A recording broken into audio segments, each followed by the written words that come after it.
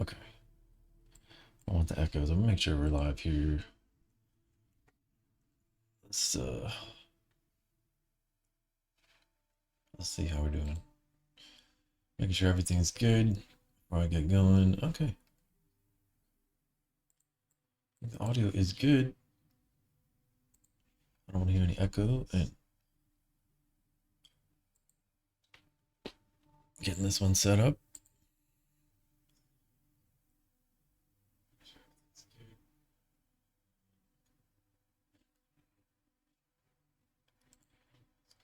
Okay.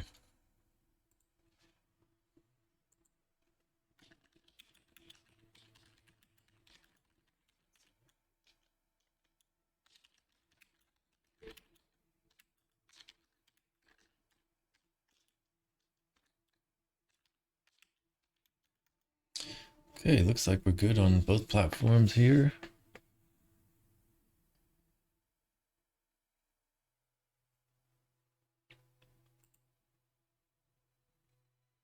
Shouldn't be hearing any echo.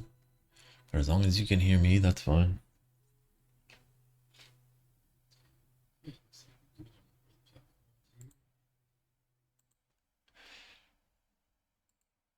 All right. Okay, I think we're good. So I'm just gonna crack on, just get into it. And as per usual, I do these streams once on the weekend here, create some thumbnails and show other people some design ideas and how to create thumbnails and content for your own social media platforms, stuff like this. So today I'm going to be using Placeit, which is sort of like an automated program for this type of thing, and it varies in a great difference between Canva and Adobe Express because it's almost too simple and too easy to use it. Hey, what's up, Jessamy? How you doing? So I go into the platform here and take a look. My mouse is not working at the moment, but as you can see, this is Placeit. This is the interface here, and it makes creating thumbnails easy, but it's almost too easy. So differences between Adobe Express or Canva or something like this to create the content you're going to see on the side here. You have a bunch of elements to choose from. You can choose stock photos, you can choose graphics, and even AI generated text and images, all kinds of things from a stock library. That's the difference with Placeit here, is because it's only giving you these couple parameters here. So depending on what you choose for a thumbnail, you might only get certain icons show up here for variables like text and color. And then if you want to upload elements or graphics, it's very limiting, because if you were to click on here and you wanted to change that graphic in the background and they don't have it in their library, for this example, I wanted a road or like a highway or something like this, they don't really have much option. As you can see here, there's only looks like three images, but these are all, it looks to be like vectorized images. So they take a photo, turn it into a vector. So this way you can move it around or scale it up or something like this. But you would think that a road is not that difficult of a request, or a highway. So if you were to type in highway, we're only getting 2 images here. So you can see it's somewhat limited. You can always upload your own artwork, but it's just good to have that gallery. And if you look in Canva or you look in Adobe Express, they have that gallery. Once you open a project, they have that searchable gallery for stock photos, and they have a plethora of them. So you click on photos on the side here and we just type in road, and you can see there's a ton of different ideas that come up. And this is something like what I'm looking for here. My idea for the thumbnail for the group that I'm in, a crypto trading group that I create their thumbnails for, I want to have a road, and I want to have a sign that says 55 on the side, like a street sign. And I want it to say Bitcoin 55, or like something like speed limit Bitcoin 55K, 55,000, relating to the current price of Bitcoin. Just something like this, because that's the topic for the crypto group that I'm in. And I'll leave a link to that group if you're interested in crypto and investing in the show notes or in the comment section of this live stream. At least on Rumble I will. So anyhow, this is the difference. And if you want to create something in Canva, it almost makes it super simple to the point where it's too easy. Excuse me. Whoa, I just sneezed there. It almost makes it too easy. And so therefore, some of the stuff that you're trying to, either adjust or manipulate are not there. And so it almost makes it like restricting in a way. So you have to upload your own images, and in some cases you still might have to search around on the internet for those images. The text, when you create these templates here, the text is pre-filled, and so it keeps everything in place pretty much, and then you just have to go in there and change something. Like if I was going to talk about Bitcoin, just type in Bitcoin and then move my mouse away from that area. That's going to do this quirky little animation and then swap that text out. So you can change the text just by clicking over here and seeing what type of different text they have. And this is the interesting thing too, is because not all these texts are found across different platforms. So for YouTube thumbnails and the like, you want something that's bold and chunky and easily readable so people can read it quickly and across multiple devices. And this is one common denominator or numerator. I'm not sure which one to use there, but you want it chunky and big and bold, because if people are viewing it on their desktop or if people are viewing it on the mobile devices, you want that text to be readable. And so the scale is really important, the size of the text.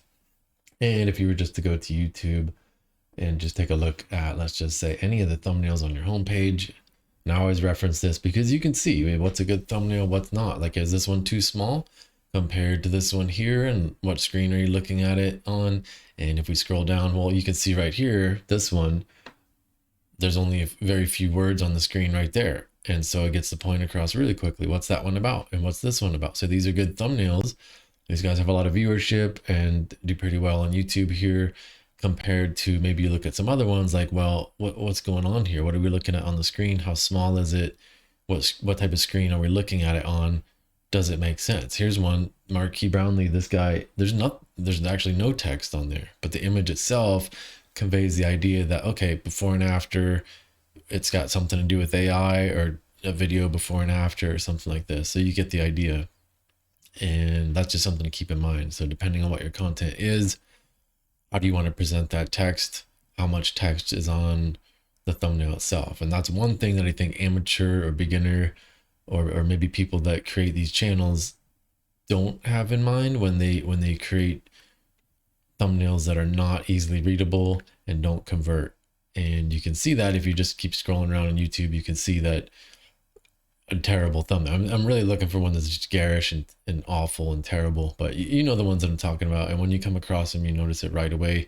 And it just also reflects on your channel too. If you take the time to create a good looking thumbnail, you want people to click on it. It's like window shopping. I always say that it's like window shopping because this is your storefront. This is your window, and you want people to come in to your store. This is what you have to do, is create a compelling thumbnail to get people to click on it without being too clickbaity. You want people to read it and click on it and come through, because that way you can see what's working and what's not. And if those type of thumbnails don't seem to work, or if they do work, then you can leverage that and create more thumbs that are similar. And in some cases, the channel, you might want to keep a style like this one right here that we saw. If we go to his channel, this one, he's got a templatized channel here, 24 hours crypto. So like if you go to his feed page, you would see, let's go to the main channel here, the regular videos, not the shorts, because you can't do thumbnails for shorts just yet, but you can see all the regular videos. He's got a system, he's got a template, and he keeps it all consistent and on brand, and everything looks the same because it's branding and it's consistent, and you can see clearly what the title is and what the topic is all about. So this is what he chooses to do. And so for your channel, if you're trying to do something similar, keep that in mind. Like a style guide or branding guidelines, but you could do the same thing. And over time, people start to recognize you because of the brand, the colors, the style, the theme, this type of thing. And so for Placeit, this one has some limitations, but it also makes it easy if you're not graphic design savvy and don't want to waste too much time. And these type of things are not important to you, like the photo library and choosing all these type of text and all these elements that come with Canva. So if this type of thing isn't really important to you, then maybe Placeit is your thing. And there's a link in the description there if you want to check it out for yourself. But back to the topic here, we're designing a thumbnail for a crypto group that I'm a part of here. And the topic wants to be, for tonight's session, is Bitcoin weekly close. Will we close above 50K? So let's say if we're going to change this text out here to say, will we close above 50K question mark, and then it's going to automate an update. And of course you want to have caps lock on so you get that big chunky text. Oops. Then as soon as you move your mouse, it's going to update it for you. And then down here, you might want to put live stream. Oops. All caps, of course. And then the other issue with this one is with place it, because that design is set up, you're kind of just editing the text in place and kind of moving things around, swapping out pictures and whatnot. If you don't like this guy here, you can swap out pictures of other people, like this ridiculous looking dog, and it'll just pop it in place. So if you don't want to spend time moving stuff around, and if this is good enough for you to kind of just manipulate and do these type of things, like you want to change the color, well, in other platforms you would click on it, right? Click on the actual image itself to change the text color. For example, we go to Canva, we can add some text. I'll just add, let's see, this one, just pop it in there. We would click on the text, double click it, just select it, and just type in Bitcoin. Whoa, it's pretty big. Just scale it down. But you can see this is how it works on these platforms, because you want that adjustability, you want that customization to be able to move things around. And so you have to select it. Then once you select it, there's a lot of options you could do for line spacing and adjusting the height of sentences and the letters and kerning and this type of thing. And this is limited in the Playset app. So for example, we go back here, we can't really click on anything, but maybe you don't want to. If this is good enough for you and you're busy running a business or doing some other things, maybe this is all you need. It's just to place, have somebody templatize some stuff for you and pop things into place. And then adjusting the color, it's pretty simple, but again, you don't click on it like in Canva. If we wanted to adjust the colors, it's up here. So there's a bunch of color palettes and options to choose from. Custom colors, you can use a branded color from your logo, all these other things that I've covered in my past live streams to show that it steals the colors from the photos to give you accurate complementary colors and things like this. Placeit doesn't really do that. So for changing these colors, you're basically going to have these text boxes right here that say, okay, let's change, what do we want these colors to look like? Well, you have to know, okay, what's a photo frame? That's white. So that's this frame right here, this line that separates everything. If we want to change this one, we do have the color palette, and let's say we change it to this pink here, the cyan, purple, lavender, whatever, and then it's going to change this. And after adjusting it once or twice with a different color, you could see where that is and how that looks and adjust it to your liking. So there are some differences here, and maybe that's good, maybe that's bad, depending on what you're into and how much customization you want and adjustability on things like this. So anyways, so yeah, just going over some of the things that are the differences between Canva and Placeit and also Adobe Express to see some differences if you're not aware of them. And so you're probably asking yourself, why do I have this? If I create thumbnails constantly, why would I want something like this that limits me and my capabilities to create the thumbnails compared to the ones that I've created like this, or the ones that look pretty stunning? And if I go back to some of the other thumbnails I've created, well, check this one out. Like, that's pretty incredible. How did I do that? What's up with this lava and this volcano back here? How do I create something like that in the Placeit app? Well, the answer is I didn't. I use the Adobe Express app. However, I'm using the Placeit for something else, and these are AI generated mockups. So the reason I'm using the Placeit is not so much for graphic design for YouTube thumbnails and printed materials and things like this.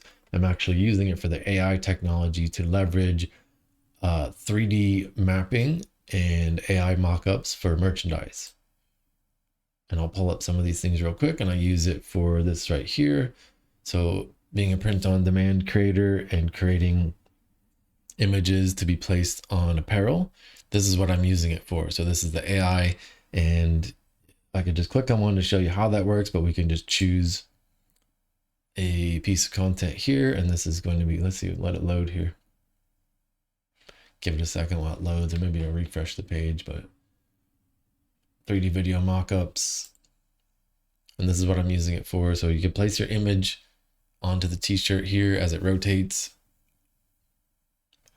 And this is super helpful and saves a ton of time because of how that works. And imagine, you probably don't even know how that works or how to map that onto a 3D image like that. But imagine how much time it would take you if you had to do that. So for some reason, this page doesn't want to load. Okay, there it is there. Okay. So now here's the brunt, I guess, or like why the main reason that I'm using to place it here is for a small fee. I think it's $13.99 a month, or it's under $15 just to do this type of thing, which would normally take me a good bit of time to accomplish in After Effects or creating it otherwise. And again, these are templated, so if you can roll over them and see the preview, you get the idea of what they are. And they're short form content, vertical videos, and I've used them on my social media platforms before. If you look through my content, you can see how I've used them. And they've been helping me to sell merchandise and apparel and shirts, things like this, whatever I'm promoting. And with that said, they also create these type of templates for other print on demand materials like coffee mugs, merchandise that are print on demand exclusive. And so if we were to edit one, I could just do one real quick just to show you. We click on the edit button here. Hopefully it'll load. There it goes. Okay. Now you can see it's very similar to the thumbnail creator design layout, I guess you could say, because it has everything kind of locked in place. Now there's nothing you really need to touch or nothing you need to adjust. I wonder if I could loop this. But anyway, you get the idea, and it comes with audio built in there. So you get the idea. It's ready to go. And all you have to do is upload your image. And it gives you the option to, in this case, select the color of the shirt and the fabric color, and then also the background main graphic. And then you can swap out the photos that are behind it. And so how does that work? I'll show you real quick. So it's going to say new drop. Then you put your design right there. You upload that correct size and place it on there. It's going to map it to that image right there that's pre-made for you. And if it's a hooded sweatshirt, then you can adjust that color.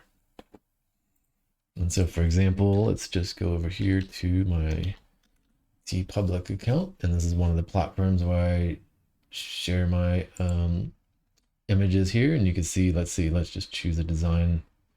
Come on, mouse. There we go. Okay, let's talk about, let's see, which one we want to choose here. Eat, sleep, crypto, repeat. All right, we'll go over here. And so imagine this is your t-shirt design here. So you wanted to sell a hooded sweatshirt or this coffee mug or something like this.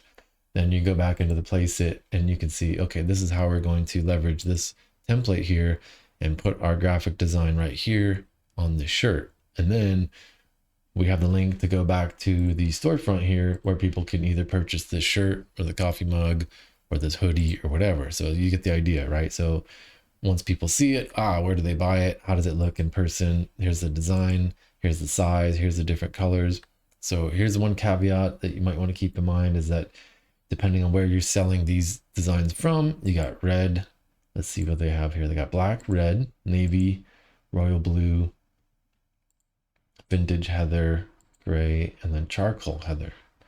And so if you're creating these designs and you want to keep it legit and consistent, when you go to that hoodie color, you wouldn't want to choose one that's like this pink or yellow or something like this that they don't have, because if somebody wanted that shirt or that hoodie, you wouldn't be able to provide it unless you could find a print on demand provider that had that color, obviously. So just something to keep in mind. And if you want to sample that exact color, there's ways that you can either screenshot and then use the eyedropper to make sure you get that exact color blue. And so the way you would do that is either take a screenshot of what this blue color is and save this image here, or use the eyedropper tool to select that color directly from the shirt right here. You could even upload it in Canva or another platform and use the eyedropper tool right here to select the hex color, hex right here. And then it would provide you with that hex info over here, hexadecimal info, FF96D5 for this color. And then you would go back to the place it here and choosing the color, you would go to custom and then place that hex code right here. So for example, I know they don't have a pink sweater, but if we wanted to use this blue one here, same thing applies. We take the screenshot of this one or use the eyedropper tool here, upload it into a platform that allows you to use the eyedropper, and then select that text color. We'll copy that and then paste it over here. And you should get that exact same pink color that we were looking at on the Canva page here. There you go.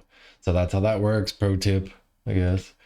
Something to keep in mind, because if you want to sell that particular color sweatshirt, that's how you would do that. So is it going to be 100% accurate? Maybe not, because one time they get their materials, it might look different than it does on the screen, but you get the idea. So if we're selling that royal blue hoodie, just for the sake of time here, I'm just going to choose this royal blue or this dark blue. But the same thing applies. We could take a screenshot of it, eyedrop it, or if we can get it from this page here using eyedropper tool, and then place that hex code into the color picker here, it would show us that exact blue. And then as we insert our image, we can choose, let's just choose one that's already on there. And to place it, we'll store your images here. So if you like this one here, this is it's one of my best sellers this month. I'm surrounded by morons. And then crop basically allows you to scale it up and down. So if you wanted it to be small in the pocket, or you want it to be full size on the chest or something, that's what you could do for crop.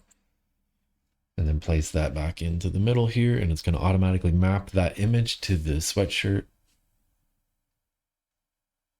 As you can see, it's mapped it, excuse me. And if we play through or give it a preview,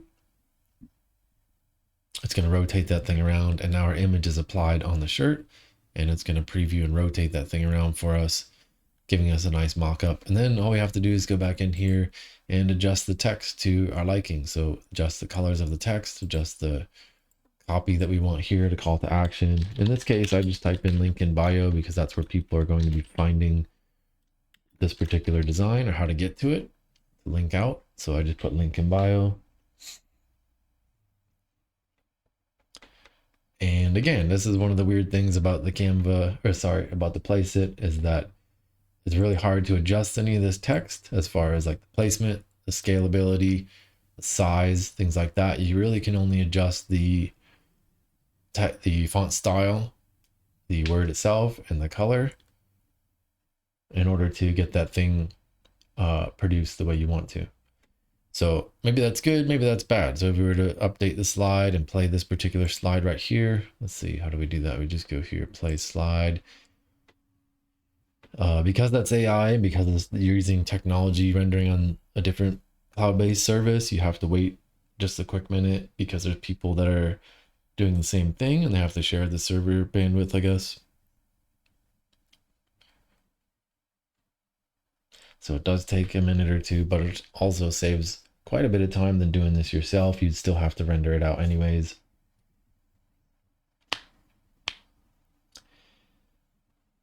But for 13 bucks, maybe it's not that bad. I know what I would charge as a freelancer for doing this type of thing. It's way more than $13. There you go.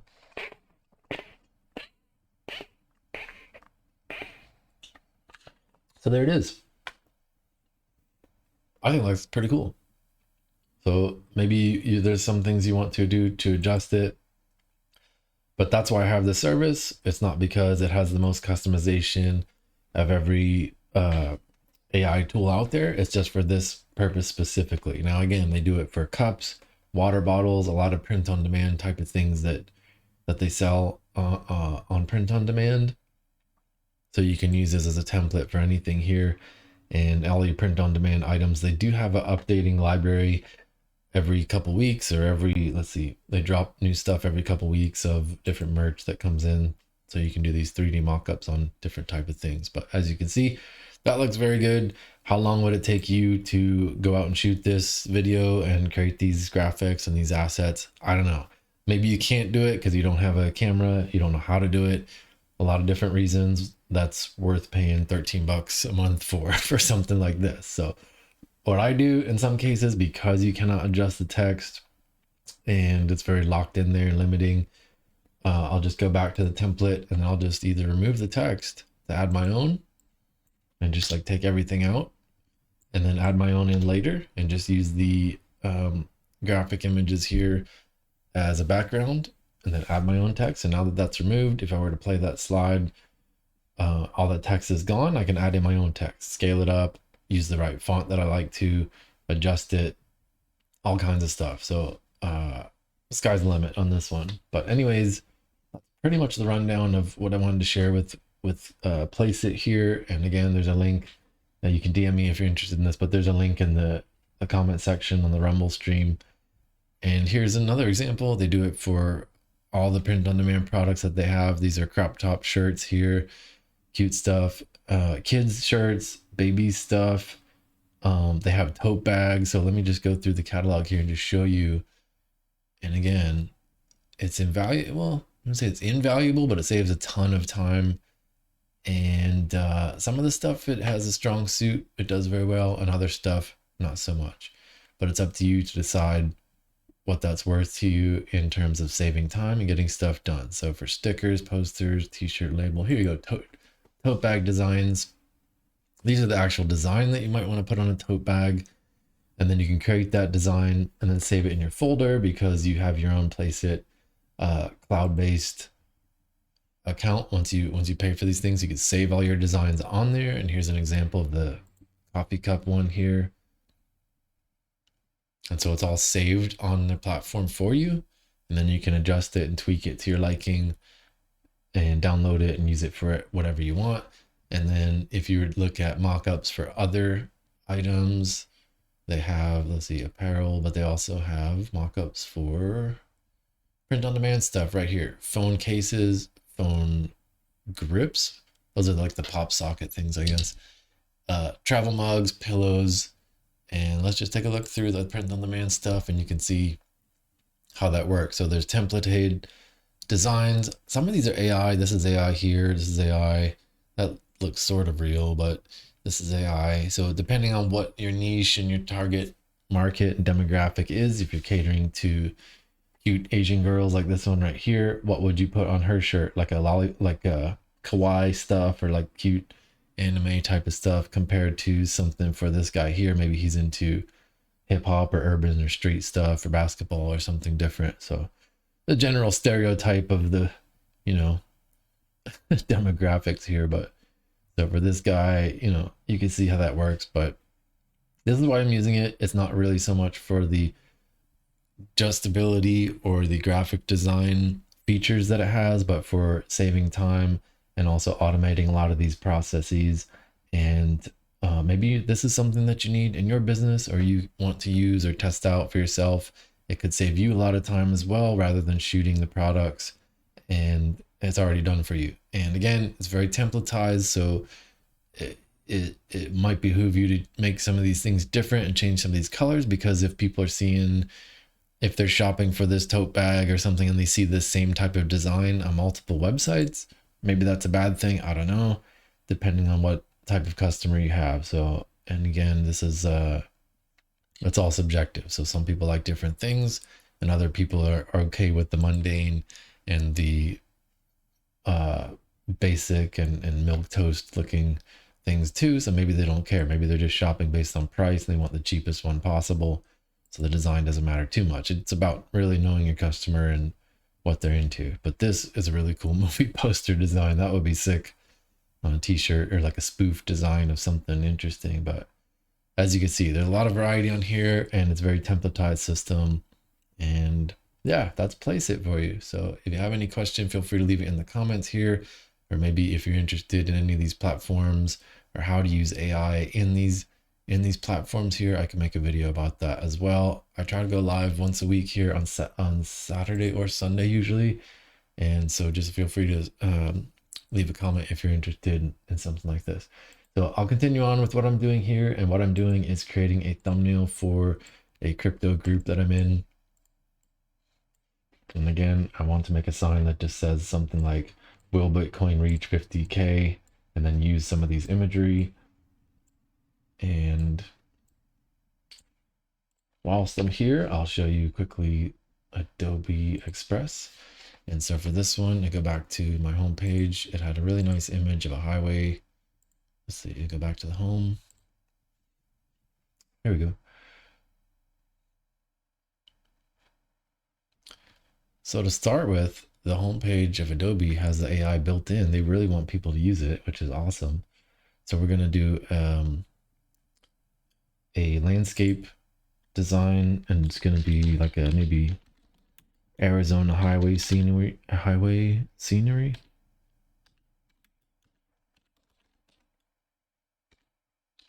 Maybe like middle. Let's see. Spell scenery right. Middle of the road. Cinematic. Let's see. Prompt it with the right cinematic view and colorful. Yeah. And yeah, let's see what happens when you hit generate. In just a couple seconds, it's going to give us something.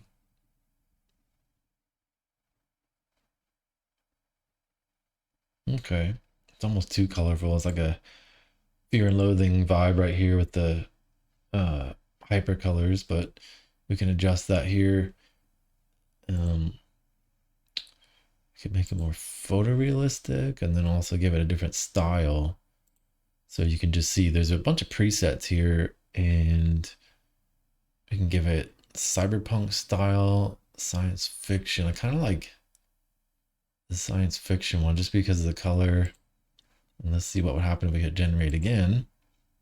So we started with this one, and then we're going to modify it just by using these little presets here. Whoa, that'd give it a little Salvador Dali looking warping, but this one looks cool. So that's something, and you can get to the point here basically like if you don't want to use a photo, and this would be the difference, is that the Canva one, they do have some generative AI built in, but if you wanted it to look photorealistic, or you wanted to use their stock photos of stuff that they have, and to me this one actually looks like it's not a photo at all. It actually looks like it's a AI generated artwork because of some stuff right here. But the difference is, and I think, is that if you're saving time because you're already looking at the image. So again, depends what you're doing, what's important to you, how important is your time. Do you like to create? Do you like to type in these prompts? Because if you do, you can spend a lot of time back and forth trying to figure this stuff out and typing in the right prompts and getting stuff adjusted just so, and fine tuning it rather than just getting it done. And so it just really depends on how much time you have and what's important, because if this one works and that looks great, it ain't broken, don't fix it, right? You've heard that. So it's like you just pop some text right in there, add some elements, you're good to go. And maybe that works for you. Maybe you need something a little more. So in this case, I like this image here, so I'm just going to go with it. I'm going to add my text in, and just going to go back to the topic is Bitcoin weekly close. Will we close above 50K? That's the topic for my crypto group here. Bitcoin, I might just type it this way. Will Bitcoin close above 50K? I don't want that lowercase. Yeah. Bitcoin.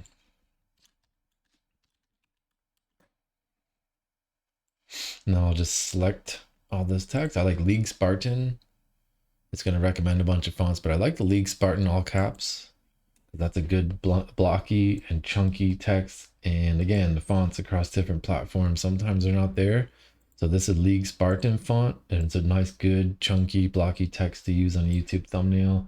However, if you're using different platforms, they license these different fonts, and some of them cost more than others from the artist or the, what do you call it, letter.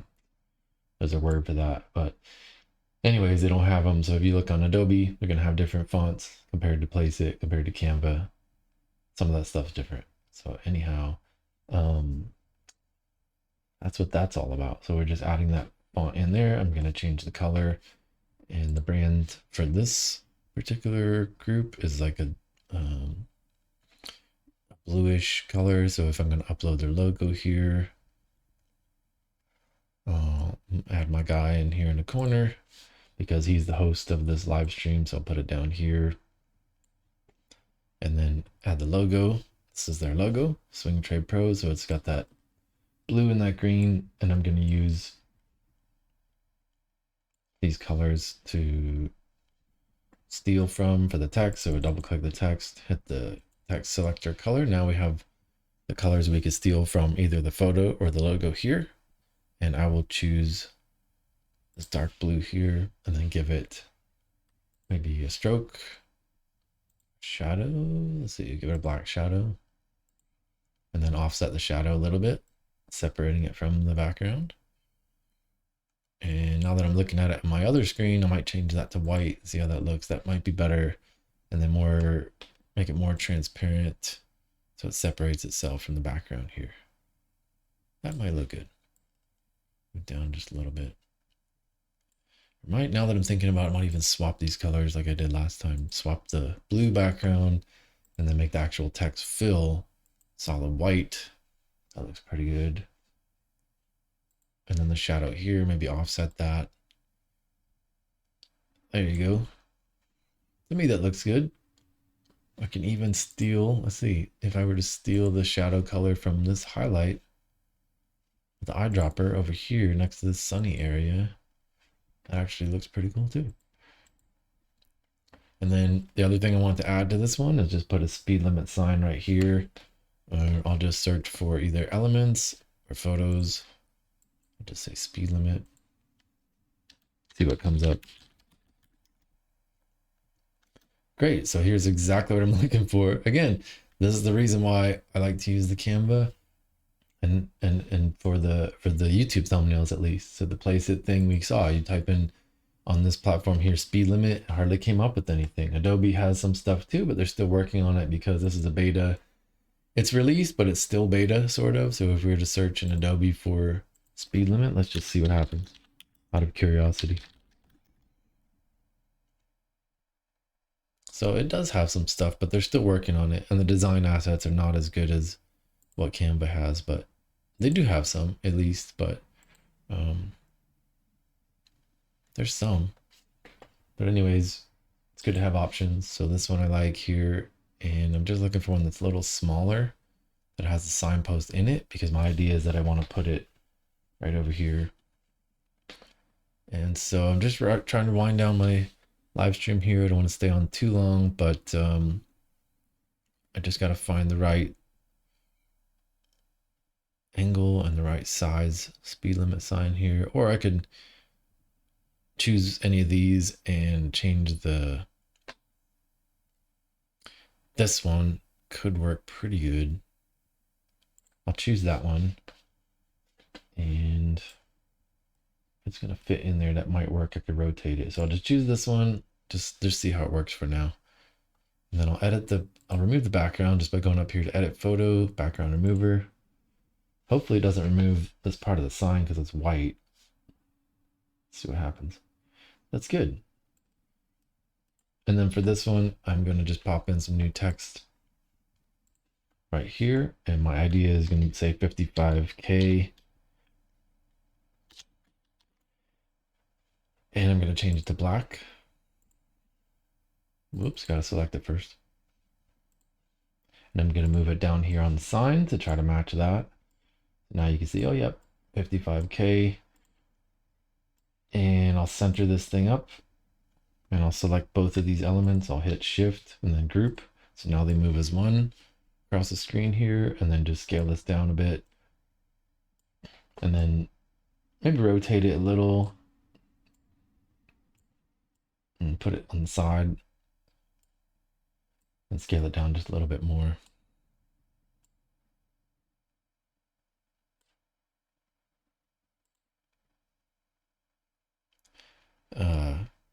Yeah, so that looks cool. And while I'm at it, I'll take a look at this other tool, is Magic Extend. So let's see what happens if these are grouped elements, and I go up here to edit photo. My idea is Magic Expand. So I'll click on this button here with the ladybug, Magic Expand. So it says right here, image you selected can't be expanded. because currently images that are locked, rotated, flipped, or in frames aren't supported. So because it's layered and it's grouped, it won't do it. But if I ungroup it and then I remove that 55K and just work on the bitmap image, I bet it will. So I'll go back over here. Oops. I go edit photo and try magic expand again. It says, well, let's see. It says it's locked, rotated, flipped, or in frames aren't supported. So it's neither of those because, oh, well, maybe it's in frame because you removed the background, I guess.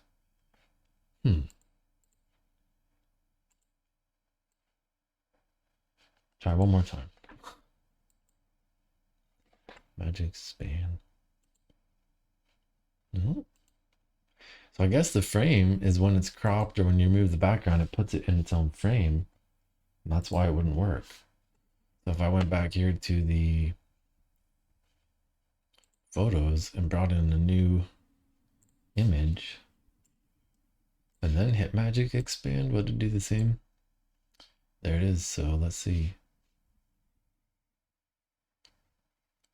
Really what I'm just trying to do is extend it out. So all I wanted to do is just extend it down and hit magic expand and see if I can get that signpost to just come back down. See what happens.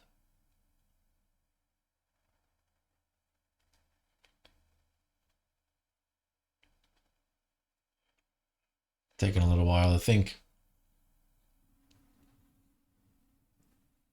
Didn't work. Okay, so you get the idea. Sometimes it works, sometimes it doesn't, but maybe you have to prompt it with the right, put stuff in there the right way. So that was my idea, just to extend that down. Something you could easily do in Photoshop with generative fill tool, but in this case, again, it's the technology that you're using, what works best for you, what doesn't work, what takes more time, this and that, whatever. So the moment it's okay, and then I'm just gonna put it back where it was and just group this stuff together. Shift click, hit group, and then move that down here. Just put it in the corner of the frame. And I think that's gonna do it. So you can clearly see that they have their thumbnail here with their logo right in the center here. And that looks pretty good. Would you click on it? I don't know. Are you into crypto? Do you care about Bitcoin? Is it interesting? All the above has to matter to you before you click on it to watch this video. But if you're interested, it's at Swing Trade Pros on their YouTube channel, live stream at 4 p.m. today, Pacific Standard Time.